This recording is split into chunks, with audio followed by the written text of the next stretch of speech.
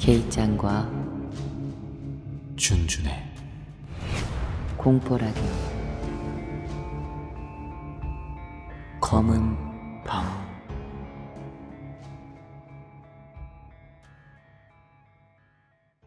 긴급 구조 서비스.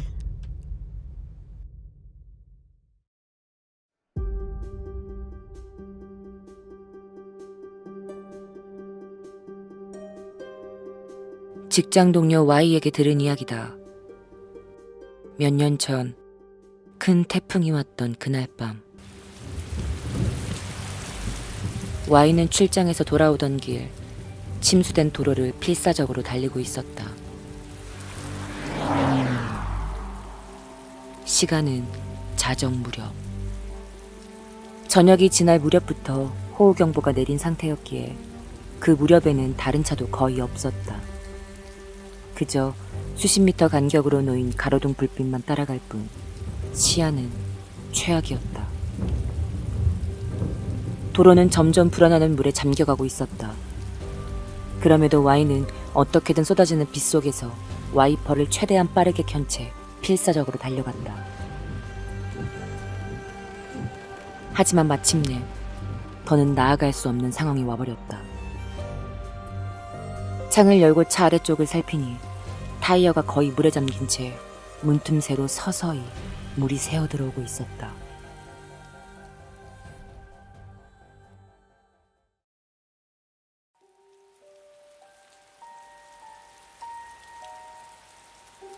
더는 안 되겠다 싶어서 Y는 자신이 가입한 자동차 보험회사에 전화해 도움을 청하기로 했다. 분명 특약 중 집중호우 상황에서의 구조 관련 조항이 있었으니까. 실제로 이런 걸 부르는 건 처음이라 좀 긴장하며 전화를 했는데 늦은 시간임에도 불구하고 보험사 측에서는 바로 대응에 나섰다. 정중하게 사정을 설명하자 곧바로 구조팀 파견을 하겠다는 대답이 돌아왔다고 한다. Y는 자신이 현재 있는 위치를 상세하게 전한 뒤 부탁드리겠습니다 하고 전화를 끊었다. 비는 계속 쏟아지고 바람 소리도 요란하다. 밖은 어두운데 그저 불안할 따름이었다.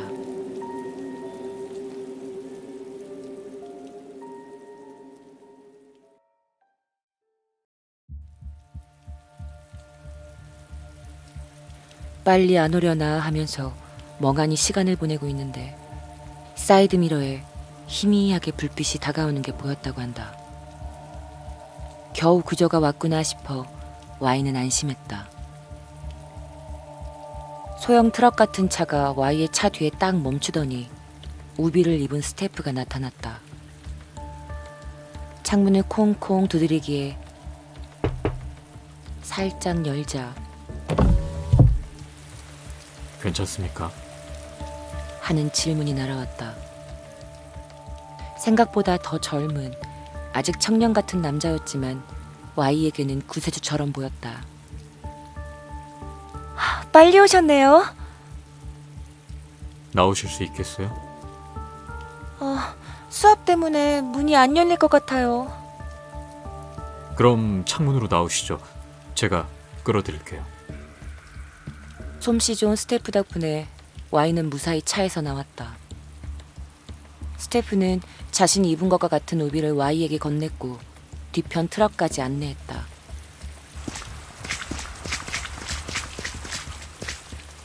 Y는 구조차량 조수석에 타고 스태프가 건넨 수건으로 몸을 닦았다.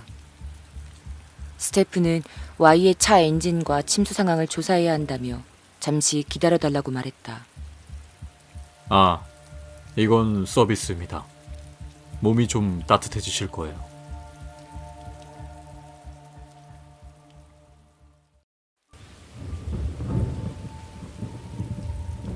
스태프는 Y에게 보온병을 내밀고 빗속으로 걸어나갔다.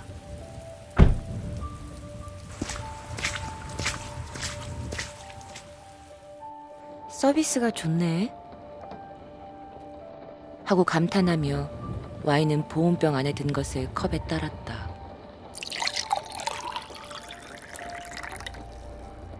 홍차였다. 따뜻하다. 김과 함께 좋은 향기가 차 안 가득 퍼져나간다. 뜨거운 걸 잘 못 먹는 탓에 야금야금 마시고 있는데 전화가 왔다. 보험회사에서 걸려온 전화였다.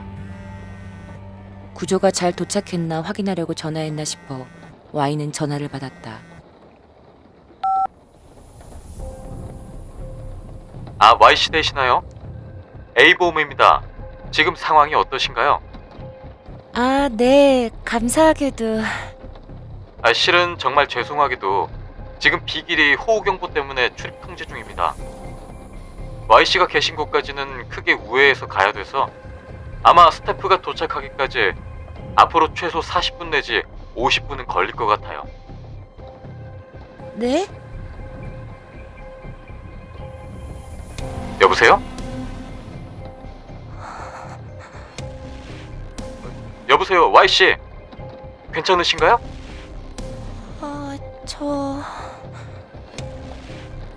네. 저기 스태프분 벌써 오셨는데요. 네?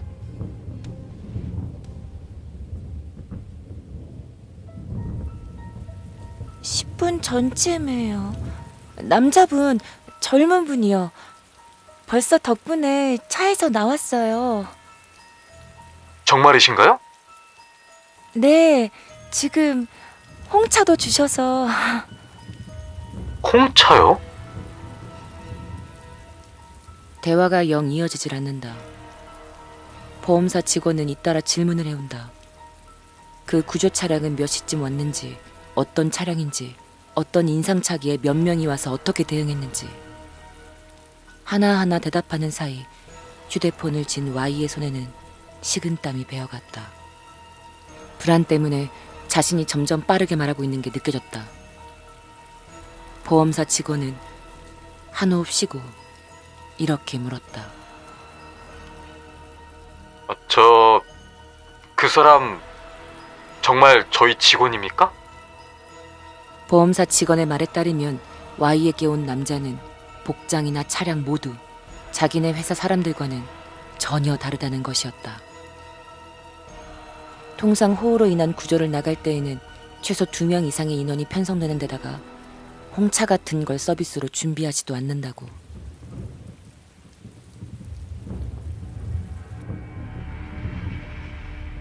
Y는 영문을 알 수가 없었다.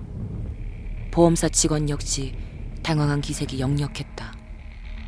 그쪽으로 향하고 있는 구조인력과 연락해서 현황을 확인하는 대로 다시 전화드리겠습니다. 그리고는 Y의 대답도 듣지 않고 전화를 끊어버렸다.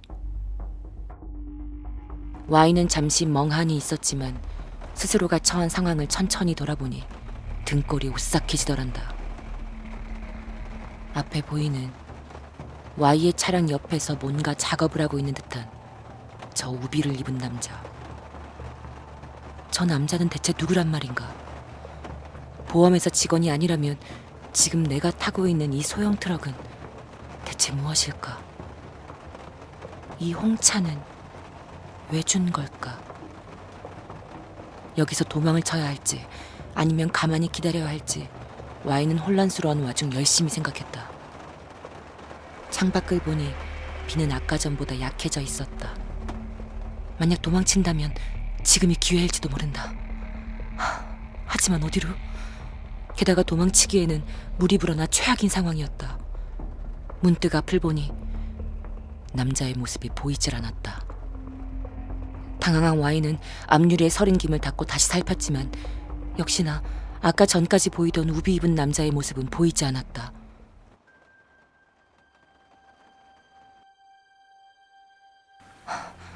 어디로 간 걸까? Y는 결국 큰 맘을 먹고 밖으로 나가보기로 했다. 아까 남자가 준 우비를 입을까 하다가 그만두었다. 차에서 내리니 물은 무릎 밑까지 차 있었다. Y는 조심스레 소형 트럭 주변을 한 바퀴 돌았다. 남자와 마주치기라도 했다면 영락없이 비명을 질렀겠지만 다행히도 그런 일은 없었다. 그 순간 전화가 왔다. 보험회사였다. 아, Y씨. 괜찮으신가요? 네, 10분 정도 있으면 구조 인력이 도착할 것 같습니다. 조금만 기다려주세요. 괜찮으신 거죠? 별로 괜찮지 않아요. 저기, 혹시 몰라서 경찰에도 신고를 했습니다. 지금 그리로 가고 있을 거예요. 저는 여기 계속 있는 게 좋을까요? 아니면 도망치는 게 나을까요? 사실은요, 네, Y씨가 계신 그 근처 교도소가 있다고 하거든요. 네? 그 주변에 평소 같으면 경찰차가 밤에 순찰도 돈다고 하는데 오늘 밤은 태풍이 와서 순찰도 쉬고 있던 터라 그래도 금방 출동하겠다고 하더라고요. 괜히 불안한 이야기만 늘어놓고 전화는 끊겼다. 전화는 끊겼지만 Y는 다시 차 안으로 들어갈 생각조차 할 수 없었다. 혹시 모른다는 생각에 다시 소형 트럭 주위를 한 바퀴 돌아보기로 했다. 남자의 모습이 호련히 사라진 것이 어쨌든 불안했으니까. 그리고 Y가 딱 소형 트럭 바로 뒤까지 돌아간 순간 갑자기 트럭의 시동이 걸리는 소리가 났다. 설마 싶었지만 쏟아지는 빗속에서 소형 트럭은 지축을 흔들며 움직이기 시작했다. 심지어 후진으로. Y는 황급히 물을 헤치며 뒤로 도망쳤다. 하지만 소형 트럭은 계속해서 후진하고 있었다. 무척이나 느린 속도로. Y가 바로 뒤에 있다는 것을 알고 있다는 듯이 느린 속도로 후진하며 천천히 다가오고 있었다. Y는 가벼운 패닉 상태에 빠진 상태였다. 도망쳐도 트럭은 뒤에서 계속 따라온다. 그때 헤매던 Y의 눈에 이리로 다가오는 자동차 불빛이 눈에 들어왔다. Y는 그 불빛을 향해 필사적으로 달렸다. 이번에는 보험회사의 로고가 찍힌 진짜 대형 트럭이었다. 소형 트럭은 Y를 쫓아오던 걸 그만두고 전방을 향해 엄청난 속도로 달리기 시작했다.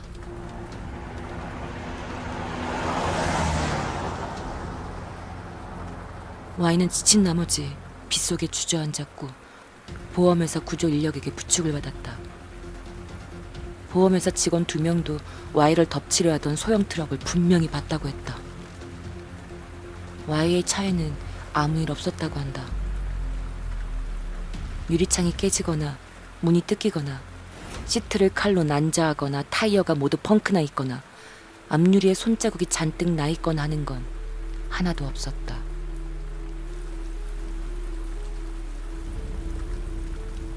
비로 인한 침수 피해만 있었고 인위적인 손상은 정말 아무것도 없었다고 한다. 그래서 더더욱 그 남자가 빗속에서 무엇을 했는지는 알 수가 없다. 수수께끼의 홍차 또한 독이나 수면제 같은 걸 탄 것도 아닌 그냥 홍차였다. Y는 경찰에게 남자의 인상착의를 알렸지만 지명 수배범 중 그런 사람은 없었고 근처 교도소에서 탈옥한 죄수 또한 그날은 없었다. 그 근처는 사고가 있었다거나 귀신이 나온다는 소문이 도는 곳도 아니었다고 한다.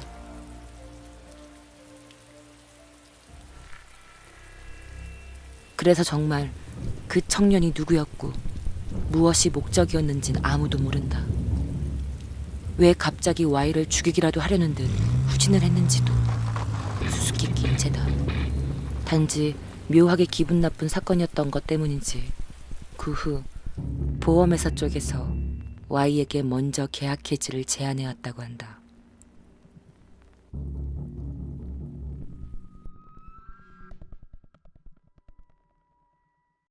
괜찮습니까?